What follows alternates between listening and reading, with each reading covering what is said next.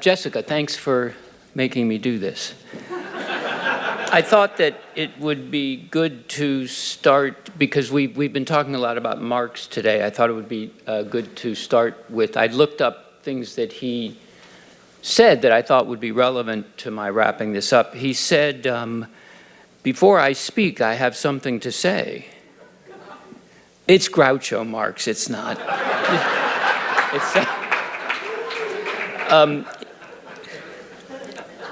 That is the one you were talking about, Drew. He also said, I'm not going to spend the entire 30 minutes, though it might be better if he said, a hospital bed is a parked taxi with the meter running. I am feeling a little pressure to wrap this up, and this clock is now at 29. I did not take beta blockers. I took speed, so maybe that will help me. But Jessica said that I could have 90 minutes. Thank you for that. That will be helpful. I want to start by acknowledging that as I identify takeaways, that I have prejudices. And so what I'm going to describe is a bit about what I heard, but through my own lens. Bruce had mentioned that I started an organization called FASB.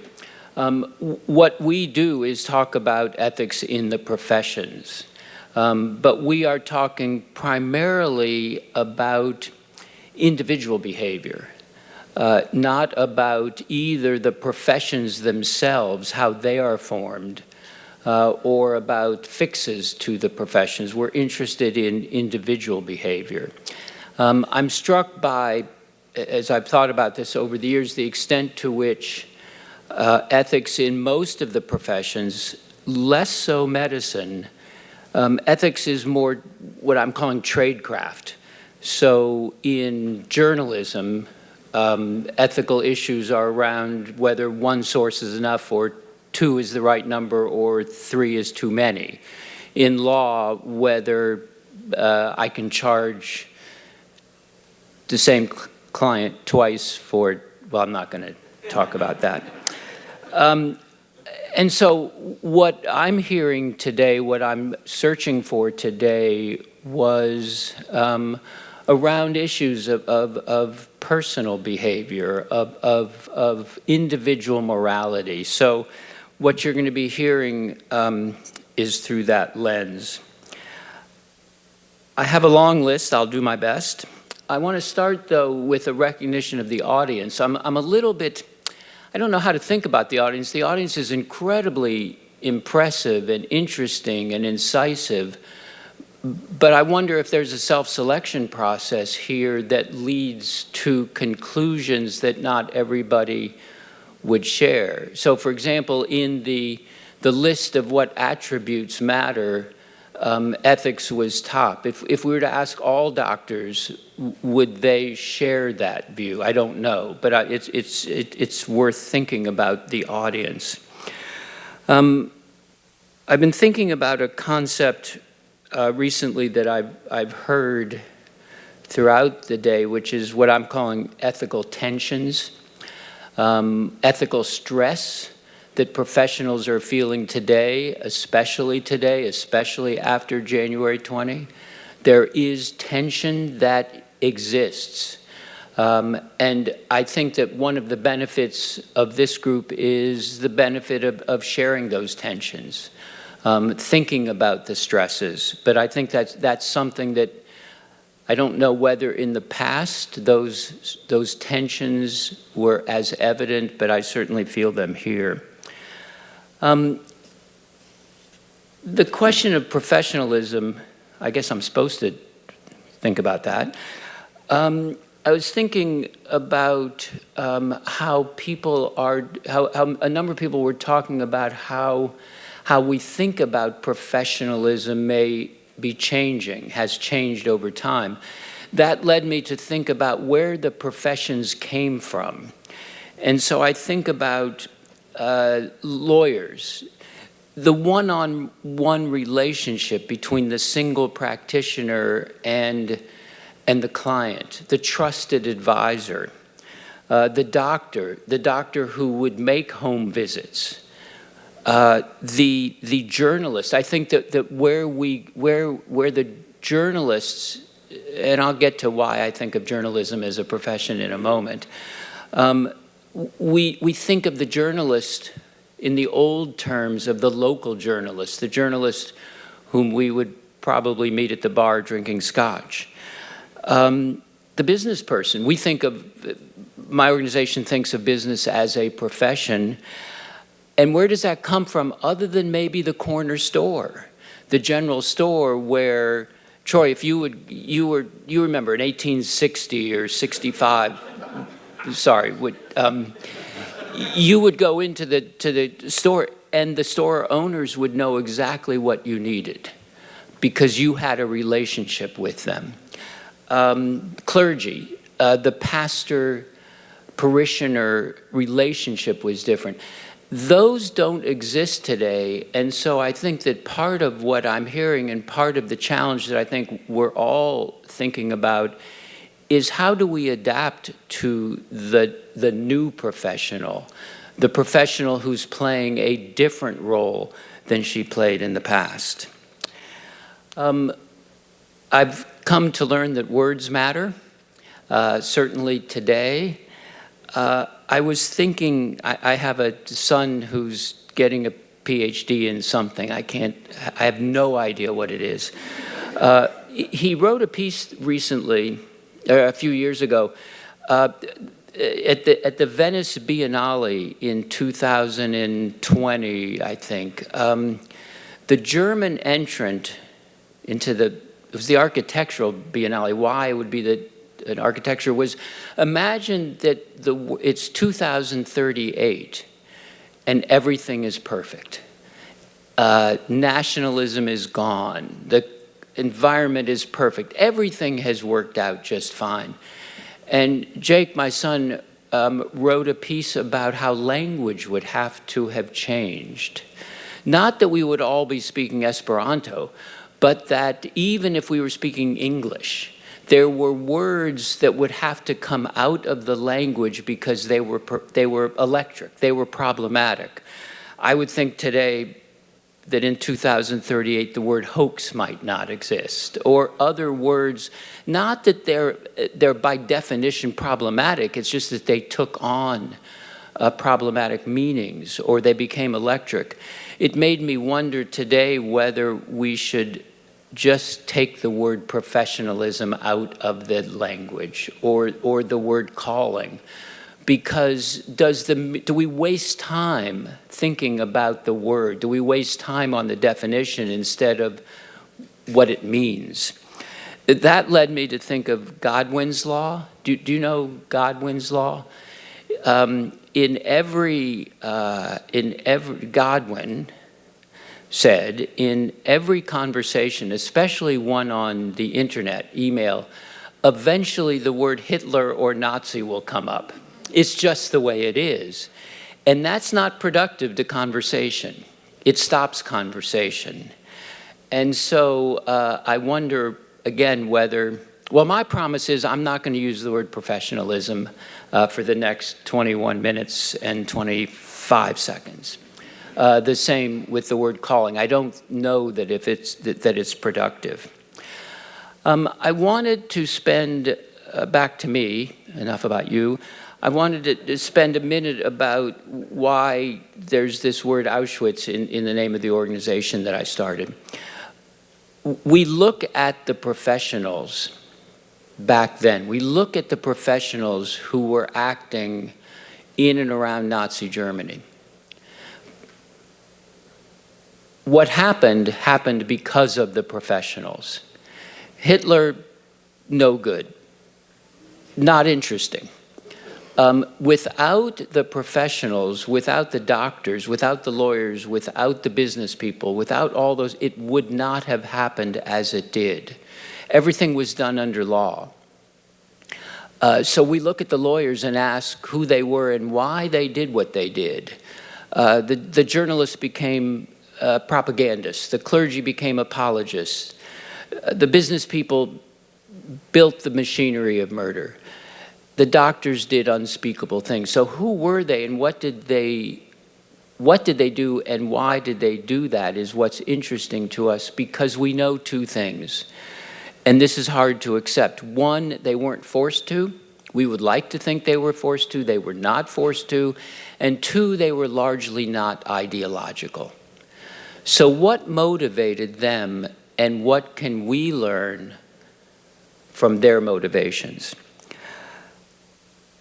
Continuing on what I've heard today, I didn't hear the word victimhood, but I was feeling that throughout the room. As I read the materials for today, as I listened to what I heard today, there was a bit of a narrative of the professional as victim. Victim of lack of trust, victim of anti-science or anti-rule of law or anti-free press, victim of a broken economic system, victim of private equity, victim of how medicine or law or business is taught, victim of the populist playbook, victim of the fact that part of that playbook is sowing distrust in the professionals. I'd like to suggest that the victim narrative is not becoming. It's embarrassing. It's self-perpetuating. It deflects responsibility. I think that it creates fear, and I think it results in a lack of imagination. I might even argue that a victim narrative is an element of complicity. I'd like to suggest that we try to turn the tables on that. And instead of talking about victimhood, I'd suggest that the more important inquiry is not our own victimhood, but our own vulnerability to be the perpetrator. Perpetrator in little ways, but ways that can really matter. My concern around victimhood is that it is in a way anti-accountability. It allows us to avoid accountability for our own influence and our own responsibility. There's this German word that I've come to appreciate. It's Spielraum. Spielraum is defined as room to maneuver. It's latitude, it's leeway, it's play space. I define it as wiggle room. I heard a little bit of this today, and I'd like to encourage that we think about it a bit more. In a way, for me, it ties to the concept of victimhood. The point is, we should search for ways to use that wiggle room, especially post-January 20. I'm not suggesting that we break the law. What I'm suggesting is that we find ways to assert our own agency, to assert our own authority, to assert our own experience, even in ways that may take a bit more creativity than they had in the past. I'll give an example. Alumni of the FASB, my organization, has now nearly 1,000 alumni. And we had a private Zoom room last week. The topic that they discussed was how to react when an ICE agent enters your hospital, when an ICE agent enters the church, when an ICE agent enters a sacred space. For me, the question wasn't, how do we think about that? The question wasn't, woe is me, this is terrible, the government is awful. It is, what strategies can we create? What Spielraum can we establish as an alternative? I'd like to talk for a moment about what I heard a good amount of today, which is the question of influence. The the question of power even. Understanding the power is a word that does concern us. I said earlier that FASB includes journalism as one of our professions. Probably nobody in this room would think of journalism as a profession as we define it. Barriers to entry, expertise, passing tests, self-regulation, and all that. We think of, and I'm suggesting this is very important in this room, we think of professions by who has influence in the community. Who really has influence? Who has the authority to assert influence? What I'm suggesting based on what I've heard today is that it's important not to deny the influence that you have, not to ignore the influence that you have, but instead to use that influence, including by advocating, whether for your patient or for a more fair healthcare system. You have expertise, you have experience, you have authority. And so I do go back to the idea of influence. I'd like to talk about autonomy as well. I don't know if the concept of patient autonomy, I've heard a good amount of that today, and I understand that. What I'm suggesting is that it might be interesting to turn that narrative a little bit on its head and talk about the autonomy that you have, the autonomy that perhaps patients and the healthcare system should give to you. And so what I'm encouraging here as we think about autonomy, which is a word that came up often today, that we think about it in terms of your autonomy, your influence, your authority. Lastly, and I do want to leave time for conversation if possible, I want to talk about humility. I heard a bit about humility in the last session, and I've heard a bit of it. I might have wanted to hear more of it, but I did hear a bit about humility. But I want to talk about it not in terms of modesty. I want to talk about it not in terms of submissiveness or meekness or even an acknowledgement of imperfection. I'm willing to admit everybody in this room is perfect. I think that's fine, and I think it's okay for you to live under that delusion as well. But what I'm talking about is self-awareness. What I mean is a recognition of our vulnerabilities. I think that is, for me, the key of humility. And by vulnerabilities, I mean, especially among the professionals, a wide-eyed acknowledgement of what motivates us, why we do what we do, in order to be the people we want to be, in order to act as we want to act. I think we have to interrogate on a daily basis what it is that motivates us. So, with your indulgence, I want to return for a moment to the Auschwitz in the name of FASB, and I want to give you a few examples of what I mean by our vulnerability and interrogating our motivations.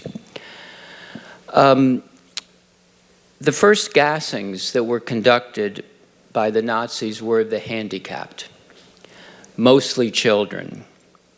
It was in the late 30s, well before Auschwitz.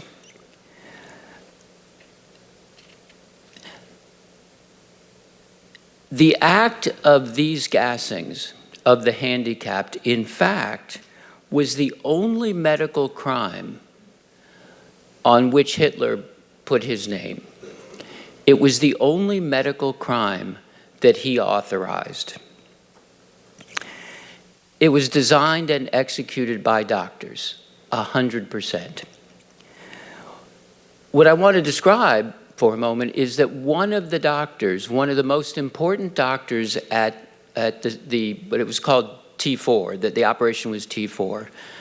At one of the most important T4 sites, one of the key doctors was a guy named Bunka. Why was he there? Why did he get involved in this? He was recruited by somebody who he imagined would become his mentor. It was a doctor who was well known in Germany as one of the great doctors. Bunka joined the effort because he wanted to be mentored by the right person. That was his motivation. I'd like to tell you about a female doctor who was in the middle of the terrible experiments at one of the camps. How did she get there? She answered a newspaper advertisement. She went there because the camp paid a higher salary to her than she would have been paid, than she was being paid in her private practice.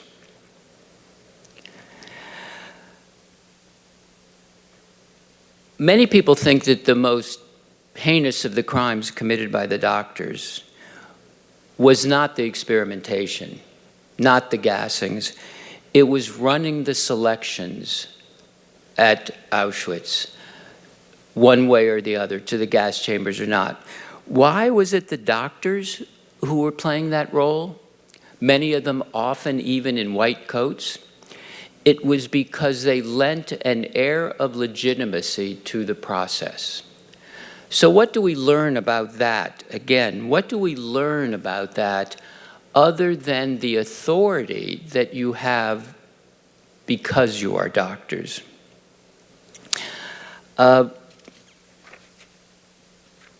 One of the leading pharma companies in Germany at the time was a company called Schering. Some of you may know of it. It's now owned by Bayer.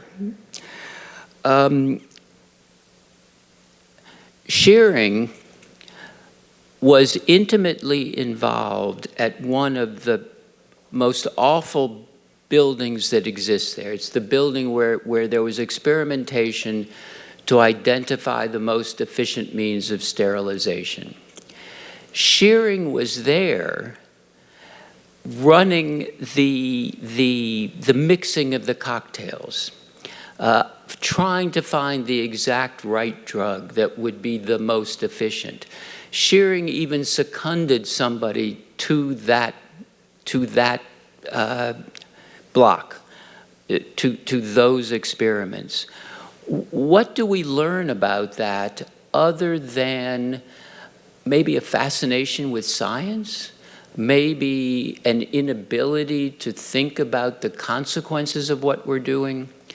So again, I bring these up as an invitation for us to think about what motivates us. Again, I think of it in terms of the vulnerability that we have to act through what appear to be pretty mundane motivations, working with a mentor, money, prestige, things that can lead us astray. I often say that none of us wakes up in the morning and says, today's the day I'm going to be really bad.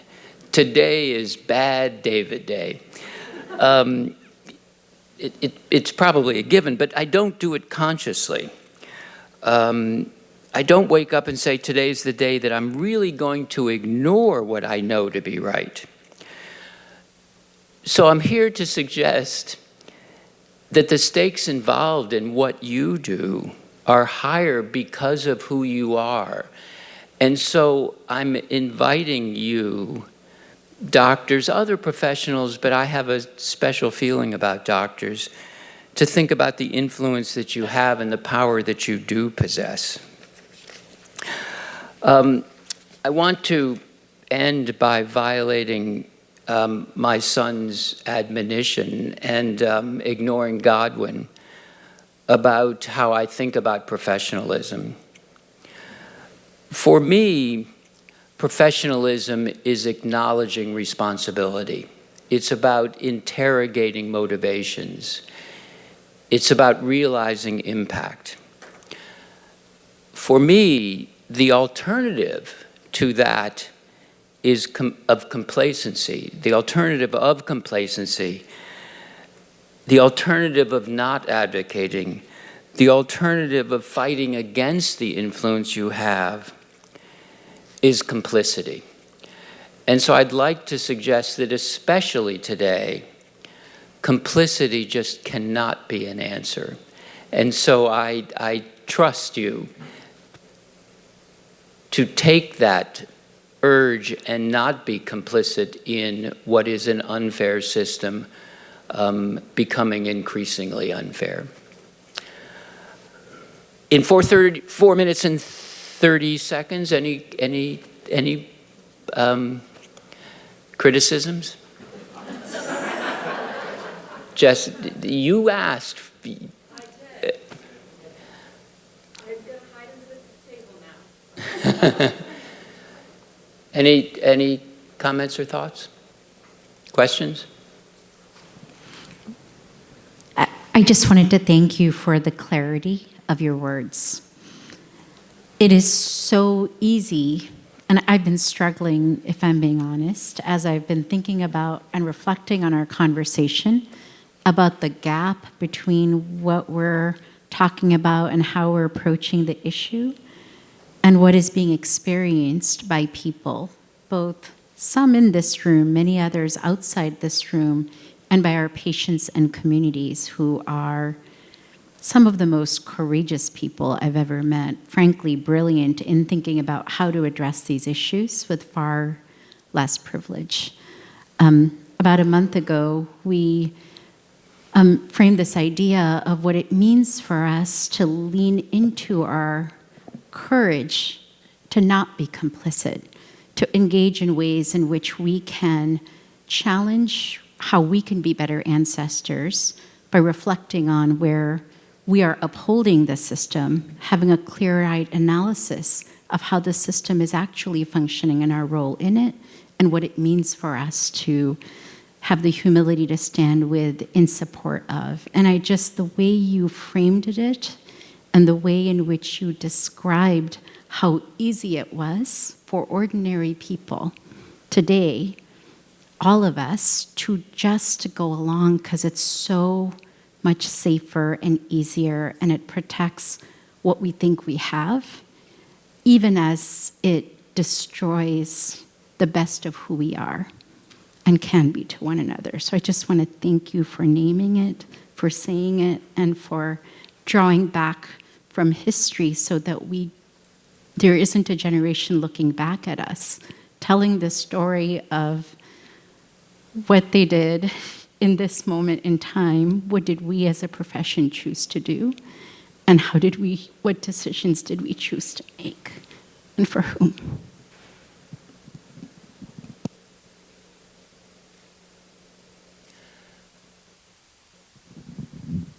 Thank you all. Oh, wait. I'm always at the last minute. Catherine Lucy, University of California, San Francisco. That was profound, and I want to really congratulate Jessica for bookending two such powerful talks, very different but very relevant.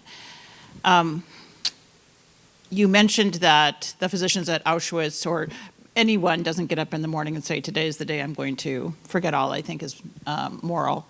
I'm wondering if you could say a little bit more about the victim mentality that you described. It's one of the most profound things I think you said about the work we've been engaged in.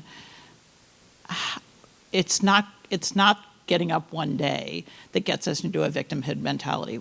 What are your thoughts about how privileged people and privileged professions fall into a victimhood mentality around their work?